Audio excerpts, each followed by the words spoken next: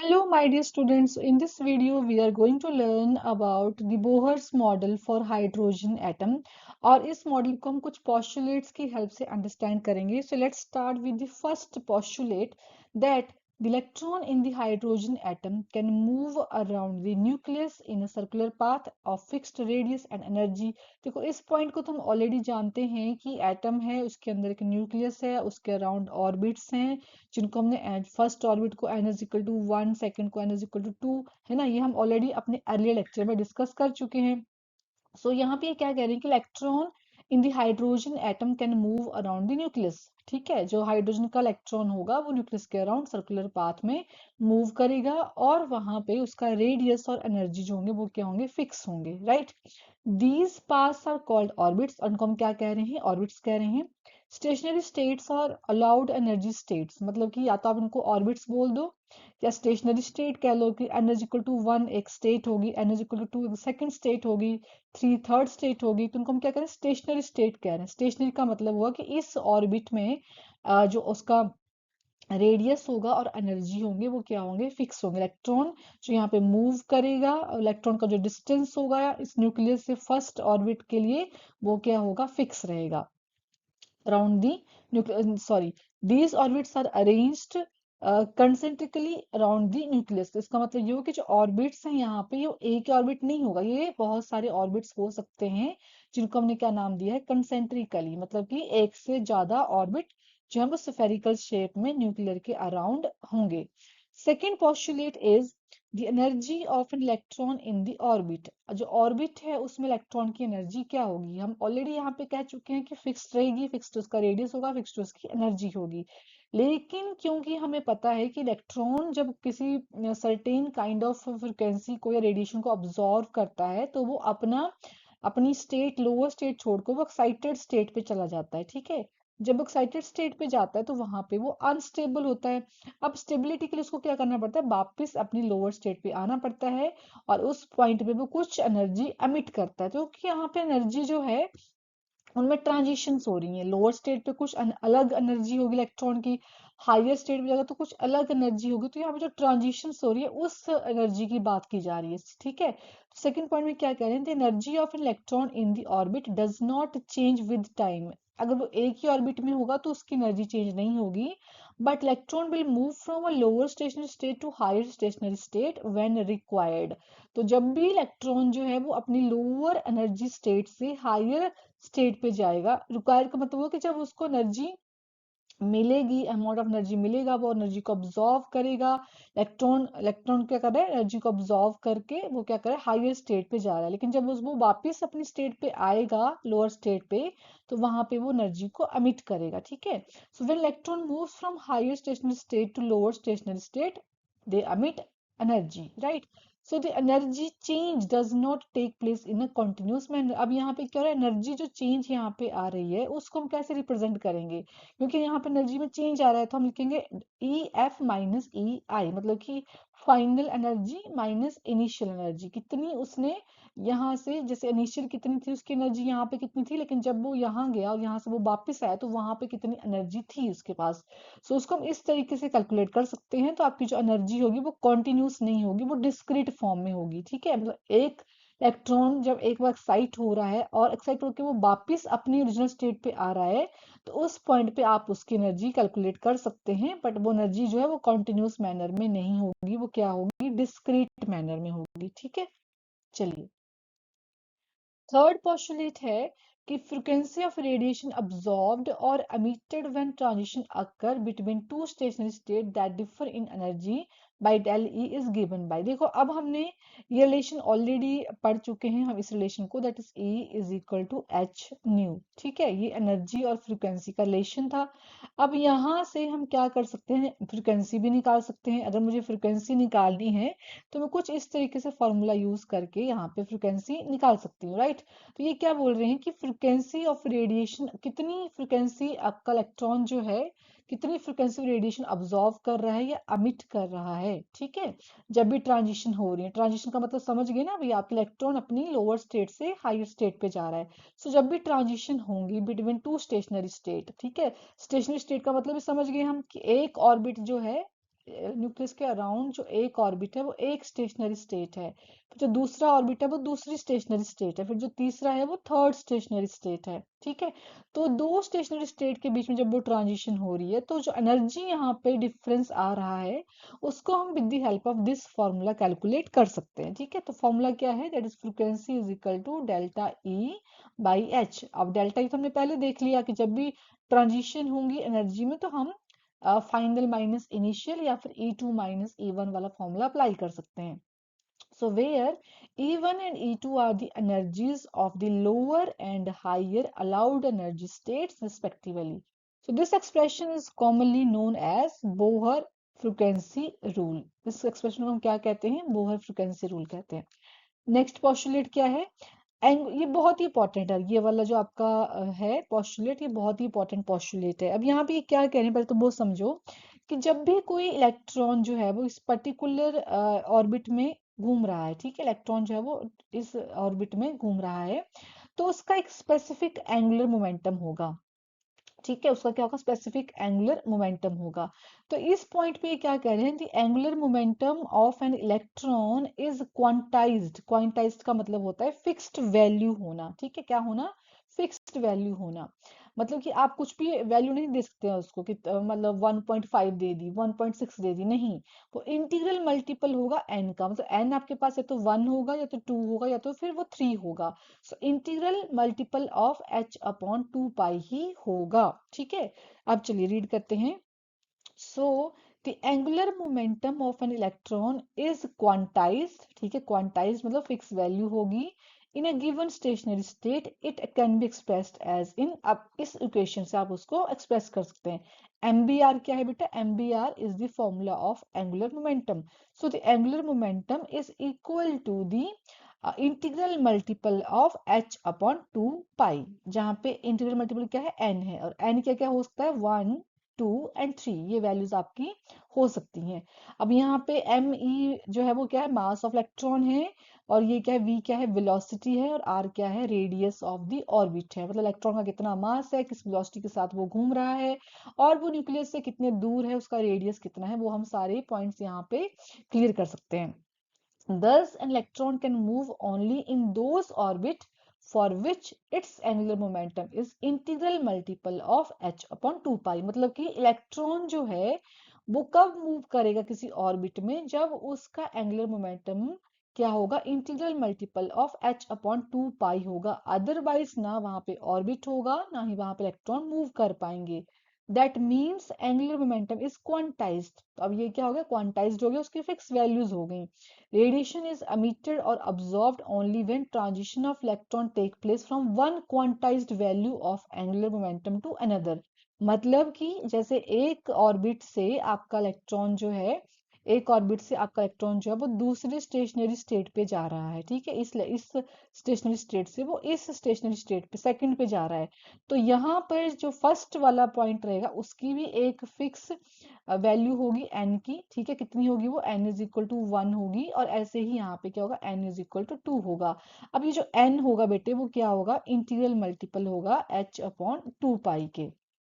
ठीक है, तो इसी स्पेसिफिक ऑर्बिट की एक वैल्यू होगी, और उसी ऑर्बिट में आपका इलेक्ट्रॉन जो है वो घूमेगा, मतलब बीच में नहीं घूमेगा, कहीं भी घूम नहीं सकता है वो। ठीक है, ये पॉइंट यहाँ पे कह रहे हैं। सो रेडिएशन इज emitted और absorbed only when transition of electron take place from one quantized value of angular momentum to another। Fix value होनी चाहिए ऑर्बिट नंबर 1 की और ऑर्बिट नंबर 2 की। Therefore Maxwell electromagnetic theory does not apply here। तो Maxwell की theory यहाँ पे apply नहीं होती है। ठीक है, तो ये पॉइंट्स किसके थे, बोहर के पॉइंट्स हैं सारे ये। चलिए अब बात करते हैं हम Bohr, according to Bohr theory for hydrogen atom. अब उसने कुछ थ्योरी में अपने कुछ पॉइंट्स भी दिए हैं। उन पॉइंट्स में उन्होंने कहा कि जो स्टेशनरी स्टेट्स होंगी ऑफ इलेक्ट्रॉन की, जिसमें इलेक्ट्रॉन घूमेगा, उनको हमने नंबर दे दिए हैं, n इज इक्वल टू 1 2 3, है ना, ये तो हमें क्लियर हो गया। अब ये जो हमने नंबर दिए यहाँ पे n इज इक्वल टू 1 2 3, इनको हमने एक स्पेसिफाइड नाम दे दिया है, जिसका नाम है principal quantum number. Very very very very important. ठीक है, इंपॉर्टेंट है, आपको ये पॉइंट जो है वो याद रखना है, बहुत ही इंपॉर्टेंट पॉइंट है ये। प्रिंसिपल क्वांटम नंबर, जो हम आगे भी डिस्कस करेंगे इस पॉइंट को, ठीक है। तो जो n की वैल्यूज आ रही हैं, n इज इक्वल टू 1 मतलब कि first orbit, n is equal to 2 मतलब कि second orbit, n is equal to 3 मतलब थर्ड ऑर्बिट। तो ये जो ऑर्बिट्स आए यहाँ पे, जिनको हम स्टेशनरी स्टेट्स कह रहे हैं, वो क्या है, प्रिंसिपल क्वांटम नंबर है। चलिए सेकंड पॉइंट की बात करते हैं। Radii of stationary states are expressed as, अब जो रेडियाई होगा उसको हम कैसे एक्सप्रेस करेंगे, that is R N is equal to N square A naught, ठीक है। R N is equal to, अब यहाँ पे देखो रेडियस का फॉर्मूला है ये आर एन, अब यहाँ पे एन क्या होगा, एन ऑब्वियसली 1 2 3 होंगे। अब मान लीजिए कि आपके पास जो है वो फर्स्ट स्टेशनरी स्टेट है, तो वहां पे आप आर की वैल्यू मतलब एन की वैल्यू 1 हो जाएगी, ठीक है। यहाँ पर भी क्या होगी, 1 का स्क्वायर हो जाएगा। और ए नॉट जो है वो फिक्स कर दिया है इन्होंने, कितना, 52.9 पिकोमीटर। ए क्या है, कितनी एक्सेलरेशन से आपका वो घूम रहा है, ठीक है। तो उसकी भी आपके पास फिक्स वैल्यू आ चुकी है। दस the radius of the first stationery state called Bohr orbit, क्योंकि इसकी फिक्स वैल्यू आ चुकी है तो उसको उन्होंने क्या बोल दिया है, बोहर ऑर्बिट बोल दिया। फर्स्ट ऑर्बिट को क्या कह रहे हैं फिर हम, बोहर ऑर्बिट। तो इसी तरह से आप एन की वैल्यूज यहाँ पे चेंज करते चलेंगे तो आपके पास डिफरेंट डिफरेंट रेडियस आते चलेंगे, कितना आपके पास जो इलेक्ट्रॉन है वो न्यूक्लियस से कितना फार अपार्ट है। So as N increases the value of R will increase, in other words electron will be present away from the nucleus. जैसे जैसे एन की वैल्यू बढ़ेगी आर भी क्या होगा, इंक्रीज हो जाएगा। और अगर आर इंक्रीज हो रहा है तो मतलब कि आपका जो न्यूक्लियस और इलेक्ट्रॉन का डिस्टेंस है वो भी क्या हो गया, इंक्रीज हो गया।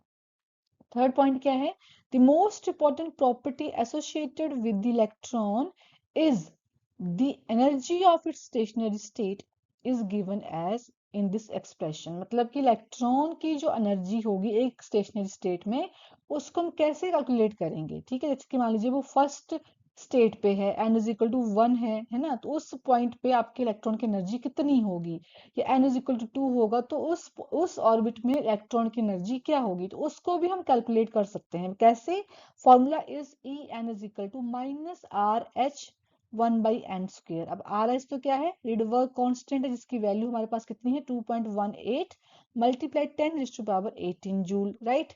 और n की वैल्यू हम पुट करेंगे कि कौन से ऑर्बिट के लिए आपको कैलकुलेट करनी है। तो एनर्जी, अब यहाँ पे आपके एनसीईआरटी में एनर्जीज कैलकुलेट करके रखी होंगी नीचे, जो मैंने यहाँ पे नहीं पॉइंट आउट की हैं। तो n आप वैसे 1 पुट करेंगे तो आपके पास स्पेसिफाइड कुछ वैल्यूज आएंगी, ऐसे n इज इक्वल टू 2 के लिए आएंगी। तो इसका मतलब ये हुआ कि आप जो इलेक्ट्रॉन है वो उसकी एनर्जी कितनी है एक स्टेशनरी स्टेट में, वो भी हम कैलकुलेट कर सकते हैं बाय यूजिंग दिस फॉर्मूला। अब यहाँ पे जो पॉइंट आपको नोट डाउन करना है, या फिर आपके दिमाग में क्वेश्चन आना भी चाहिए कि मैम यहाँ पे ये नेगेटिव साइन क्यों आ रहा है, ठीक है। ये नेगेटिव साइन यहाँ पे क्यों आया, इसके बारे में हम बात कर लेते हैं। चलिए, यहाँ पे जो वैल्यू आती है, मान लीजिए नेगेटिव आ गई, तो बोहर क्या कह रहे हैं कि Bohr theory can also be applied to the ions containing only one electron. अब जो बोहर की थ्योरी थी वो सिर्फ ऐसे आयंस के लिए थी जिनके पास की एक इलेक्ट्रॉन होता है, ठीक है। किसके लिए, जिसके पास एक जैसे कि हाइड्रोजन का एक उसके पास एक इलेक्ट्रॉन होता है। अब हीलियम है, हीलियम के पास दो होते हैं, पर अगर वो पॉजिटिव साइन है उसके पास, मतलब उसने अपना इलेक्ट्रॉन लूज कर दिया तो उसके पास भी 1 हो जाएंगे। ऐसे ही लिथियम की बात करें तो उसके पास भी 1 हो जाएंगे, सो ऑन। मतलब कि जो बोहर की थ्योरी थी वो ऐसे आयंस के लिए थी जिसके पास आप जिसमें एक इलेक्ट्रॉन होना चाहिए, ठीक है, एक ही इलेक्ट्रॉन होना चाहिए। तो कहीं ना कहीं इसका ड्रॉबैक भी था जो हम आगे डिस्कस करेंगे। तो ये का इसका एक पॉइंट भी है पॉजिटिव और एक ड्रॉबैक भी है। सो फॉर एग्जाम्पल आपके पास यहाँ पे देख के रखे हैं, the energies of stationary states associated with these kinds of ions can be calculated by using this formula। अब आपके पास ये फॉर्मूला आ चुका है, इस फॉर्मूले की हेल्प से हम एक एक आपके आयन की एनर्जी निकाल सकते हैं। क्योंकि आपके पास यहाँ पे क्या हो गया, हाइड्रोजन हीलियम लिथियम बेशक इनके पास एक ही इलेक्ट्रॉन है, ठीक है। इसने पॉजिटिव साइन ले लिया, इसने भी 2 पॉजिटिव, इलेक्ट्रॉन तो एक है, बट क्योंकि इनका एटॉमिक नंबर डिफरेंट डिफरेंट है, अब एटॉमिक नंबर डिफरेंट होगा तो ऑब्वियसली उनकी एनर्जीज भी डिफरेंट हो जाएंगी। तो उसमें उन्होंने कहा कि अगर आपके पास डिफरेंट डिफरेंट एटॉमिक नंबर होंगे तो हम यहाँ पे फॉर्मूले में क्या कर देंगे, जेड स्क्वायर कर देंगे। So E N is equal to, ये क्या है, रेडबर्ग कांस्टेंट आ गया, और Z square divide by n square. N तो सेम रहेगा कि एन कौन से इलेक्ट्रॉन आपका कौन से स्टेशनरी स्टेट पे है, और जेड आप यहाँ पे पुट करेंगे, हाइड्रोजन के लिए 1 हो जाएगा, हीलियम के लिए 2, लिथियम के लिए 3, ठीक है। तो जेड यहाँ पे चेंज होगा अकॉर्डिंग टू कौन सा आपने यहाँ पे एटम लेके रखा है। अब यहाँ पे जो नेगेटिव साइन आ रहा है उसके लिए क्या है, उसके लिए पॉइंट ये है कि जब इलेक्ट्रॉन जो है वो फ्री है ना, न्यूक्लियस के इन्फ्लुएंस से फ्री है, मतलब कि अब वो न्यूक्लियस के रेंज के बाहर जा चुका है। अब इलेक्ट्रॉन न्यूक्लियस की रेंज के बाहर है, तो उस पॉइंट पे उसकी जो एनर्जी होगी वो क्या हो जाएगी बेटा, जीरो हो जाएगी। ठीक है, क्या हो जाएगी, zero. So the electron in this situation is associated with the stationary state of principal quantum number n is equal to infinity. अब उस पॉइंट पे जो इलेक्ट्रॉन होगा उसकी जो स्टेशनरी स्टेट होगी वो क्या हो जाएगी फिर, n is equal to infinity. And उस स्टेट पे उसको हम क्या कहेंगे, आयनाइज्ड हाइड्रोजन एटम होगा। मतलब अगर वो इलेक्ट्रॉन हाइड्रोजन का है तो उसको हम क्या कहेंगे फिर, आयनाइज्ड हाइड्रोजन एटम कहेंगे। तो जब n is equal to infinity होगा, ठीक है, तो उसकी एनर्जी के ऊपर भी डेफिनेटली चेंजेस आएंगे। So when the electron is attracted by the nucleus and is present in orbit n, the energy is emitted. अब उस केस में क्या होगा कि इन्फिनिटी से जब इलेक्ट्रॉन वापस अंदर आएगा तो वो बहुत ज्यादा एनर्जी एमिट करेगा। Large amount of energy is emitted. ठीक है, अब एनर्जी जब अमिट हो रही है तो ऑब्वियसली इसकी ओवरऑल एनर्जी क्या हो जाएगी, लो हो जाएगी। इलेक्ट्रॉन की जो ओवरऑल एनर्जी है वो क्या हो जाएगी बेटा, वहां पे लो हो जाएगी। So that is the reason for the presence of negative sign in the equation. तो इसीलिए आपके पास जो इक्वेशन यहाँ पे आ रही है वो क्या है, नेगेटिव साइन के साथ है। मतलब कि n is equal to infinity रख लो, या इसके नीचे के भी होंगे, जैसे 6 7 8 भी होगा, तब भी आपका इलेक्ट्रॉन उस स्टेशनरी स्टेट से जब अपनी लोअर स्टेट पे आएगा तो एनर्जी वहां पे क्या होगी बेटा, अमिट होगी। अब एनर्जी अमिट होगी तो एनर्जी क्या हो जाएगी आपकी, लो हो जाएगी। और एनर्जी लो होगी तो इक्वेशन में नेगेटिव साइन से हम रिप्रेजेंट करेंगे कि एनर्जी आपकी क्या हो रही है, लो हो रही है। ठीक है, ऐसे ही हम अकॉर्डिंगली हम रेडियस भी वहां पे फिर निकाल लेंगे। अब रेडियस में भी क्या चेंज आएगा, आप यहाँ पे Z लिखेंगे। Z क्यों आएगा, क्योंकि यहाँ पे डिफरेंट डिफरेंट एटम्स होंगे तो उनका एटॉमिक नंबर क्या हो जाएगा बेटा, डिफरेंट डिफरेंट हो जाएगा। तो अकॉर्डिंगली हमारे पास दो फॉर्मूले यहाँ पे आते हैं, एक एनर्जी का और एक रेडियस का। ठीक है, चलिए आगे बात करते हैं। अब नेक्स्ट इसका पॉइंट है कि हम यहाँ पे वेलोसिटी भी निकाल सकते हैं इलेक्ट्रॉन की। इलेक्ट्रॉन जो है वो कितनी वेलोसिटी से ऑर्बिट में मूव कर रहा है। एनर्जी निकाल ली, एंगुलर मोमेंटम निकाल लिया, रेडियस निकाल लिया, अब हम वेलोसिटी भी निकाल सकते हैं।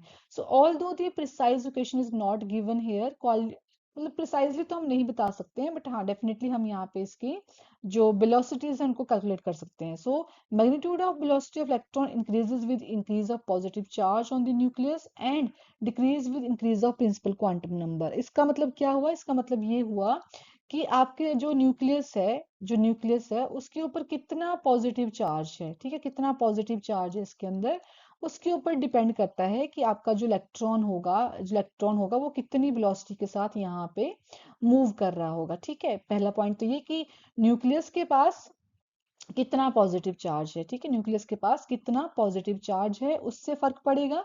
और दूसरा, वेलोसिटी ऑफ इलेक्ट्रॉन इंक्रीज करेगी with increase of positive charge, कि कितना पॉजिटिव चार्ज है उसके अकॉर्डिंग आपका जो इलेक्ट्रॉन यहाँ पे मूव करेगा उसकी वेलोसिटी के ऊपर फर्क पड़ेगा। तो इंक्रीज इन वेलोसिटी कब होगी, जब न्यूक्लियस के ऊपर पॉजिटिव चार्ज ज्यादा होगा। पहला पॉइंट। और दूसरा ये क्या कह रही है कि जैसे जैसे प्रिंसिपल क्वांटम नंबर इंक्रीज होगा, मतलब कि n इज इक्वल टू 1 है। ठीक है, n इज इक्वल टू 1 है, n इज इक्वल टू 2 है, n इज इक्वल टू 3 है। तो जैसे जैसे आपके पास यहाँ पे प्रिंसिपल क्वांटम नंबर बढ़ता जाएगा, इसका मतलब ये हुआ कि आपके जो यहाँ पे स्टेशनरी स्टेट्स हैं वो भी बढ़ रही हैं। n इज इक्वल टू 1, फिर n is equal to 3 4 and 5। अब कोई इलेक्ट्रॉन मान लीजिए यहाँ पर है तो ये न्यूक्लियस से बहुत ज्यादा दूर है। ठीक है, बहुत ही ज्यादा दूर है, तो उसकी वेलोसिटी के ऊपर फर्क पड़ेगा, क्योंकि अगर वो पास में होगा तो यहाँ पे क्या होगा, बहुत ज्यादा पॉजिटिव चार्ज है, वो उतनी स्ट्रांगली उसको अट्रैक्ट करके रखेगा। लेकिन जितना दूर जाएगा तो उसकी जो अट्रैक्शन पावर है वो भी धीरे धीरे क्या हो जाती है, कम हो जाती है। सो अकॉर्डिंगली अगर प्रिंसिपल क्वांटम नंबर बढ़ेगा तो वेलोसिटी ऑफ इलेक्ट्रॉन जो है वो क्या करेगी, डिक्रीज करेगी।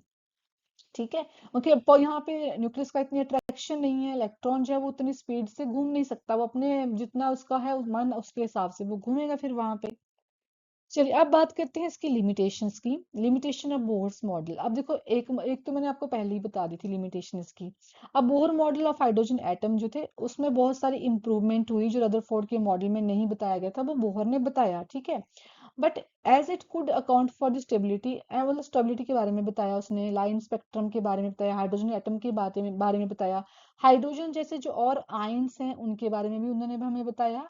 लेकिन उसके बाद भी उसके मॉडल में, बोहर के मॉडल में कुछ पॉइंट्स थे जो ड्रॉबैक थे उनके। ठीक है, पॉइंट नंबर 1 क्या था, it fails to account for the finer details doublet that is two closely spaced lines. मतलब कि इस जो स्पेक्ट्रम बना था हमारे पास हाइड्रोजन का, उसमें कुछ लाइंस बहुत ही पास पास भी थी, ठीक है, हमने देखा था ना, वो लाइंस बन रही थी स्पेक्ट्रम में। तो वो लाइंस बहुत ही क्या थी, पास पास में थी, तो वो इतनी ज्यादा पास में थी, या डबलेट मतलब बिल्कुल दो लाइनें साथ में थी, तो उसके बारे में बोहर हमें बता नहीं पाए थे, ठीक है, unable to explain the spectrum of atom other than hydrogen. Hydrogen के अलावा उन्होंने बाकी जो स्पेक्ट्रम बने उनके बारे में उनके पास कोई एक्सप्लेनेशन नहीं थी। जैसे कि हीलियम एटम के पास, अब हीलियम में उन्होंने कहा कि अगर ये अपना इलेक्ट्रॉन लूज कर देता है, उसके पास एक इलेक्ट्रॉन आता है, तो उस केस में मैं बता सकता हूँ कि क्या होगा। बट अगर अगर हमें डायरेक्टली हीलियम का ही बता रहा हूँ कि जहाँ पे आपके पास टू इलेक्ट्रॉन है, तो हम कैसे बताएंगे? तो बोहर की वो क्या होगी, फिर ड्रॉबैक होगी। So further Bohr theory was unable to explain the splitting of spectral line in the presence of magnetic field and electric field.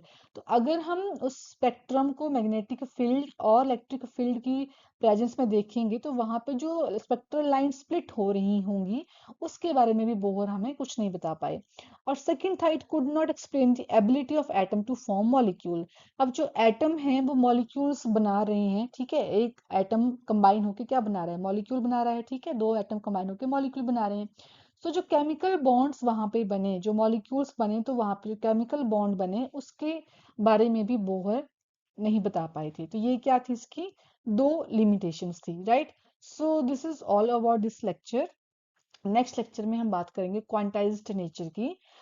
So do subscribe my channel if you like the video, then give it a thumbs up. If you have any doubt, you can comment in the comment section. I'll see you in the next video.